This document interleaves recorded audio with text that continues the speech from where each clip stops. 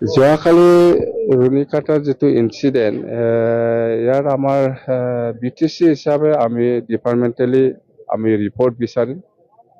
প্ৰথম কথা এই ৰিপৰ্টটো বেছ কৰি পেলাই আমি ষ্টেট গভৰ্ণমেণ্টক জমা দিম। ইয়াৰ ওপৰত ষ্টেট গভৰ্ণমেণ্টে কি আইনী ব্যৱস্থা লয় ইয়াৰ ওপৰত নিৰ্ভৰ কৰিব, যিহেতু আইন আমাৰ হাতত নাই। ঘটনাটো হৈছে আমিও শুনি পাইছোঁ। এতিয়া আমাৰ দায়িত্ব হ'ল BTC হিচাপে যিহেতু ফৰেষ্ট ডিপাৰ্টমেণ্টৰ ট্ৰেন্সফাৰ ডিপাৰ্টমেণ্ট, এই হিচাপত ইয়াৰ ওপৰত কিন্তু কি ব্যৱস্থা ল'ব লাগে নালাগে সেইটো আমাৰ হাতত নাই। চিৰাং জিলাত যোৱা 16 তাৰিখৰ ৰাতিৰ পৰা আৰম্ভ কৰি 17 তাৰিখৰ পুৱাৰ ভাগত বা দিনৰ ভাগত ৰুণিকাটা ৰেঞ্জ অফিচত যেনেকৈ ঘটনা হৈ গ'ল, এই ঘটনাটো অনাকাংক্ষিকভাৱে হ'ল, অনাকাংক্ষিক এটা ঘটনা বুলি মই ক'ম। আৰু ইয়াৰ বাবে মই প্ৰশাসন তথা যি বিভাগীয়ভাৱে যি কামটো কৰি আছে, সেইটো নিশ্চয়কৈ এটা সমাধান নিশ্চয় ওলাব লাগিব।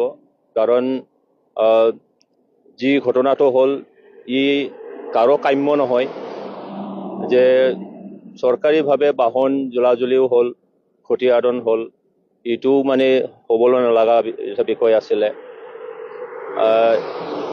তো মই এতিয়া দেখিছোঁ এই ঘটনাৰ পিছত প্ৰশাসনিকভাৱে দোষী ব্যক্তি কৰায়ত্ব কৰাৰ কাৰণে প্ৰচেষ্টা লৈ আছে।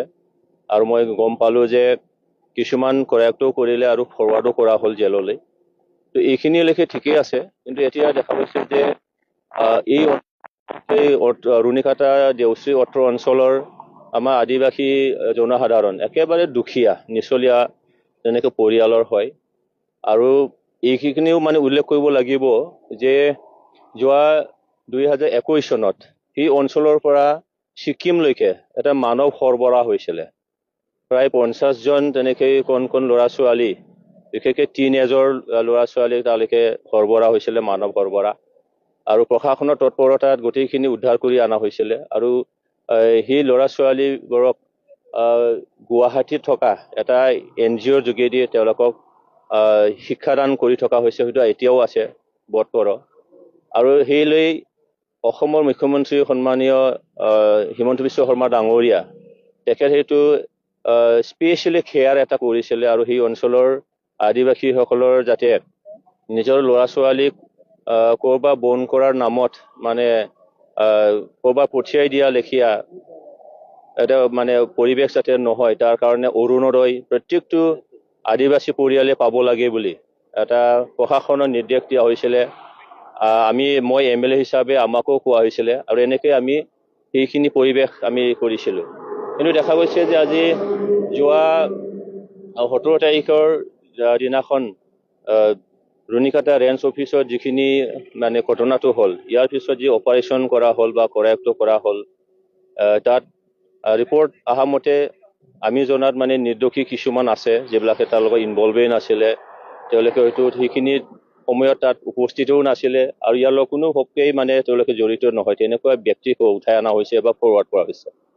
তো সেইকাৰণে প্ৰশাসনক মই আহ্বান জনাম যে তেনেকুৱা যদি আছে সেইটো মানে চাব লাগে, যাতে নিৰ্দোষীয়ে দোষ মানে কোনো ধৰণে হাৰাশাস্তি নাপায়। আৰু যিবিলাক দোষী ব্যক্তি সেইবিলাকতো আইনগতভাৱে তাত মানে হাৰাশাস্তি পৰ্যায়লৈকে যাতে পাব্লিকো যাতে লৈ যাব নালাগে বা নোৱাৰে, তাৰ কাৰণে দোষী ব্যক্তিক কৰায়ত্ব কৰিব লাগিব বা আইনগতভাৱে ব্যৱস্থা লোৱাত হয়তো কাৰো আপত্তি নাথাকিব। কাৰণ তাত ফুটেজ আছে, ভিডিঅ' ফুটেজ আছে। এই হিচাপে প্ৰশাসনৰ যাতে কিবা এটা কাৰ্য কৰিবলৈ বা একশ্যন ল'বলৈ মোৰ ফালৰ পৰা মই আহ্বান জনাম। তো ইয়াত দেখা গৈছে যে আমাৰ কাউন্সিলৰ হেড হাগ্ৰামা মহিলাৰী ডাঙৰীয়াৰ যিখিনি ভাষ্য, সেইখিনি কিন্তু অলপ দুখ লগা। কাৰণ এই 5টা মাহত তেনেকুৱা বহু ধৰণৰ ঘটনাবোৰ হৈ গ'ল। প্ৰত্যেকটো ঘটনাৰ পিছত তেখেতৰ যিখিনি ভাষ্য যে মোৰ হাতত আইন শৃংখলা মানে বস্তুটো নাই, মানে ল' এণ্ড অৰ্ডাৰটো মোৰ হাতত নাই। আৰে আপুনি ইয়াৰ মুৰব্বী হয়, আপোনাক মেণ্ডেট দিছে, আপুনি এই 5টা জিলা কোকৰাঝাৰ, চিৰাং, বাক্সা, তামুলপুৰ, ওদালগুৰি এই জিলাৰ আপুনি মুৰব্বী হয়, আৰু আইনগতভাৱে আপুনি এজন কেবিনেট ৰেংকৰ হয়। অসমৰ কেবিনেট মিনিষ্টাৰ যিমানখিনি পাৱাৰ আছে আপোনাৰো সিমানখিনি পাৱাৰটো আছে। হয়, আপোনাক মানে এগ্ৰিমেণ্ট হিচাপে আপোনাক হোম ডিপাৰ্টমেণ্টটো দিয়া হোৱা নাই। কিন্তু হোম ডিপাৰ্টমেণ্টটো দিয়া হোৱা নাই বুলি আপুনি তেনেকুৱা ঘটনাবোৰ হ'লে তাৰপিছতে ইমিডিয়েট ৰিয়েকশ্যনটো আপুনি আপোনাৰ হাতত আইন শৃংখলাটো নাই বুলি এনেকৈ যে হাত সাৱটি যদি বহি থাকে, তেতিয়াহ'লে কি হ'ব? আপোনাৰ নৈতিক অধিকাৰ নাই তাৰমানে এই অঞ্চলৰ মুৰব্বী হৈ থকাৰ কিবা তেনেকৈ আছেনে? মই এইটো প্ৰশ্ন কৰিব বিচাৰিছোঁ যে মানুহক মানে সাধাৰণ ৰাইজক আপুনি যোনটো আপোনাৰ হয়তো ছাপোৰ্ট কৰিব পাৰে, ছাপোৰ্ট নকৰিব পাৰে, কিন্তু আপুনি ইয়াৰ মুৰব্বী হয়, ইয়াত বসবাস কৰা ৩৫ লক্ষ জনসাধাৰণৰ তেখেতসকলৰ সুবিধা অসুবিধাৰ কাৰণে আপুনি সদায় থিয় দিব লাগিব। কিন্তু এটাই কথা যে তেখেতে যে মানে তেখেতৰ হাতত আইন শৃংখলা পৰিস্থিতিৰ মানে কিবাটো নাই বুলি। সেইকাৰণে মই আহ্বান জনাইছোঁ যে আপুনি যাতে জনসাধাৰণৰ পৰা বিচ্ছিন্ন হৈ যাতে নাযায়।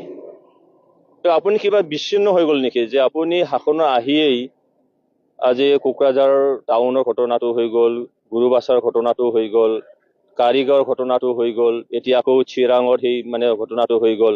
এইবোৰ আপুনি ইয়াত থকা জাতীয় সংগঠনবোৰ আপুনি বিশ্বাস কৰক, এটা মিটিং এটা মাতক। মোৰতো সন্দেহ হৈছে যে আমাৰ জিলা প্ৰশাসন, পুলিচ প্ৰশাসনেই হওক বা তেনেকৈ চিভিল এডমিনিষ্ট্ৰেশ্যনেই হওক, কোনো তেনেকৈ মিটিং থাকোঁতে এতিয়ালৈকে বহা নাই যে কেনেকৈ কি সমাধান কৰিব বিচাৰিছে। এইটো দুখ লগা বিষয় যে এটা কাউন্সিল অঞ্চলৰ মুৰব্বী হৈ, 5খন জিলাৰ মুৰব্বী হৈ আপোনাৰ মানে আইন শৃংখলা হাতত নাই বুলি ইয়াত আপুনি ইনভলভ নহ'ব, এটা ভাষ্য দি আপোনাৰ গোটেই দায়িত্ব সামৰিব। তো এটা মোৰ প্ৰশ্ন সেইটোৱে হয় যে আপোনাৰ নৈতিক অধিকাৰ আছেনে নাই এতিয়া আকৌ? কালি হাগ্ৰামা মহিলাৰ আৰু এটা কথা কৈছে যে বন বিভাগৰ ৰিপৰ্ট লৈ ৰাজ্য চৰকাৰলৈ প্ৰেৰণ কৰিব। যিটো বন বিভাগৰ এগেইনষ্টত মহিলাক এবিউজ কৰাৰ অভিযোগ আছে, তেনে ক্ষেত্ৰত বন বিভাগৰ তদন্তৰ যিটো ৰিপৰ্ট সেইটো নিৰপেক্ষ হ'ব জানো? চাওক, এইটো এটা মানে কণ্ট্ৰাডিক্টৰী। তেখেতে ক'লে যে ট্ৰেন্সফাৰ ছাবজেক্ট, আৰু হয়ও আমি সকলোৱে জানো বন বিভাগটো কাউন্সিলৰ ট্ৰেন্সফাৰ ছাবজেক্ট হয়। ট্ৰেন্সফাৰ যদি ছাবজেক্ট হয়, আপোনাৰ পৰ্যাপ্ত পৰিমাণৰ আপোনাৰ মানে বন বিভাগৰ তাত ছিকিউৰিটি নিশ্চয়কৈ আছে, ফৰেষ্ট গাৰ্ডসকল আছে, আৰু কোনোবা এটা কাৰ্য কৰিব যোৱাৰ আগে আগে প্ৰশাসনিকভাৱে চিভিল এডমিনিষ্ট্ৰেশ্যন, পুলিচ প্ৰশাসন ফিল্ডত ল'ব লাগে। আমি জনাত এইটোও কৰা নাই, অকলে গৈছে, আৰু সেইটো দিনৰ ভাগত হ'ব লাগে, ৰাতিয়ে হৈ গ'ল। এতিয়া কৈ আছে যে মানে কাকো মানে তেনেকৈ টৰ্চাৰ কৰা হোৱা নাই বা লাঠি চাৰ্জ কৰা হোৱা নাই। আমিতো দেখিছোঁ, জানিছোঁ যে এতিয়াও মানে হস্পিটেলাইজ হৈ আছে, মহিলাবিলাকো হস্পিটেল হৈ আছে, আৰু মহিলা মানে তাৰ নাগৰিকসকলে বা জনসাধাৰণে যিটো অভিযোগ তুলিছে সেইটোতো আকৌ মানে অকল্পনীয়। তেখেতসকলক মানে মলেষ্টেশ্যন কৰা হৈছে বুলি কৈছে। সঁচা সঁচিকে তেনেকৈ যদি হৈছে, নিৰপেক্ষ এটা তদন্ত নিশ্চয়কৈ হ'ব লাগে, নিৰপেক্ষ এটা তদন্ত। আৰু এইখিনি সাহস আছেনে হাগ্ৰামা মহিলা ডাঙৰীয়াৰ নিৰপেক্ষ এটা তদন্ত কৰাৰ? আৰু সেই ট্ৰেন্সফাৰ ছাবজেক্ট আছে, আৰু আপুনি কৈ আছে যে মানে গোটেইখিনি আকৌ মানে অসম চৰকাৰত ঠেলি দিব। এইটো কেনেকুৱা ধৰণৰ? এইটো আমি বুজিব পৰা নাই। ৰাইজক আপুনি ভালকৈ বুজাই দিয়ক যে আপোনাৰ ইয়াৰ মানে, সেইকাৰণে মই কৈছোঁ যে আপোনাৰ নৈতিক অধিকাৰ আছেনে নাই এতিয়া, যে আপুনি যে ইয়াৰ অঞ্চলৰ এজন মুৰব্বী হৈ নাগৰিকো আপুনি সুৰক্ষা দিব পৰা নাই, জনসাধাৰণক সুৰক্ষা দিব পৰা নাই, ইয়াত মানে মানুহৰ জীৱন আৰু সম্পত্তিৰ সুৰক্ষা আপুনি দিব পৰা নাই। সেইকাৰণে মই আহ্বান জনাইছোঁ যে আপুনি যদি ইয়াৰ সঁচা সঁচিকৈ মুৰব্বী হয়, আপোনাৰ হাতত যদি আপুনি কেবিনেট ৰেংকৰ হয়, তেতিয়াহ'লে এই সমস্যাটো নিশ্চয়কৈ সমাধান কৰক। সাধাৰণ ৰাইজ যাতে হাৰাশাস্তি হ'ব নালাগে, তাৰ বাবে এটা ব্যৱস্থা লওক।